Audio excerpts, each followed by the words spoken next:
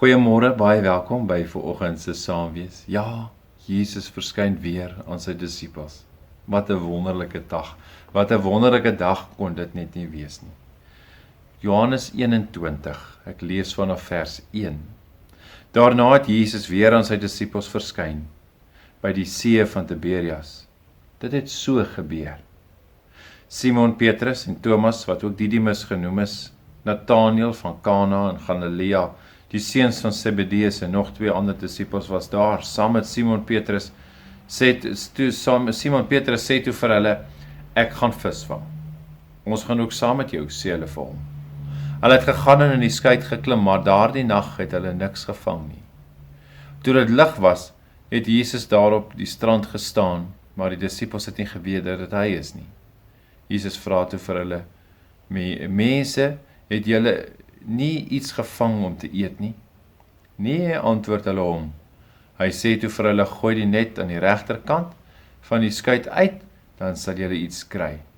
Hulle het die net toe daar uitgegooi, en vanweë die groot klomp vis, kon hulle hom nie weer intrek nie. Die disipel vir wie Jesus baie lief was, sê toe vir Petrus, dit is die Here. En toe Simon Petrus hoor dat dit die Here is, het hy sy hemp aangetrek, want sy bolyf was kaal, en in die water gespring. Hulle was nie ver van die land af nie, net omtrent 100 tree. Die ander disippels het met die skytjie gekom en die net met die visse gesleep. Toe hulle aan land kom, sien hulle 'n vuur brand en 'n stuk vis daarop lê. Daar was ook brood ook. Jesus sê toe vir hulle, bring van die vis wat julle nou net gevang het.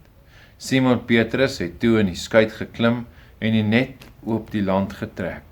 Dit was vol groot visse, 153, en alhoewel daar so baie was, het die net nie geskeur nie.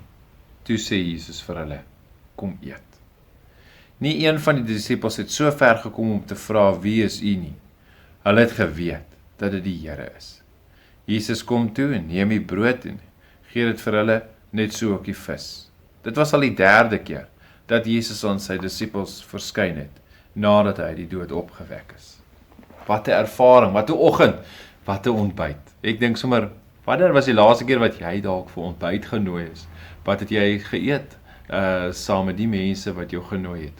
Ek dink sommer vanoggend hierdie geleentheid, daar gaan vang hulle vis, hulle lewe keer weer terug in aanhalings na normaal, keer weer terug, en hulle gaan weer aan met die familiebesigheid, en daardie môre word hulle genooi vir ontbyt.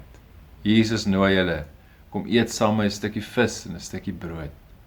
En so word daar vir 'n 3de keer weer bevestig, dat hy werklik opgestaan het. Die disipel vir wie Jesus baie lief was, Johannes, natuurlik hierdie mooi bekentenis of hierdie mooi erkenning wat hy maak, nee, om te sê, dis die Here wat daar staan. Wat so ervaring was dit nie. So wat ontbyt. Die Here Jesus het opgestaan, die Here leef, hy het saam hulle geëet, hy het ook die ontbyt voorsien. Mag ons die Here vertrou, die opgestaande Here vertrou, dat hy ook in my lewe mag voorsien. Kom ons bid saam. Here, ons probeer ons indink oor wat 'n oggend dit net nie was nie, waar u saam met die disippels ontbyt geëet het, u hulle genooi het, u opstanding weer met hulle bevestig het, vir hulle vis en brood gegee het om te eet. Dankie Here.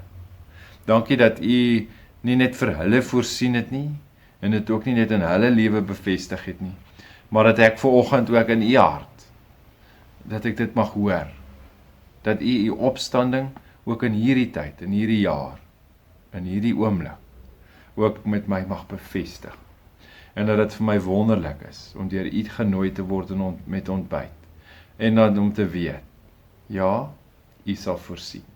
Dankie Here, dankie vir die ontbyt wat u vir my gee, en dan daarmee ook bevestig, u is my opgestane Here. Amen. Mag jy 'n mooi en 'n geseënde dag hê. Mag jy hoor en sien hoe die Here self jou nooi en ook vir jou voorsien. Mooi bly.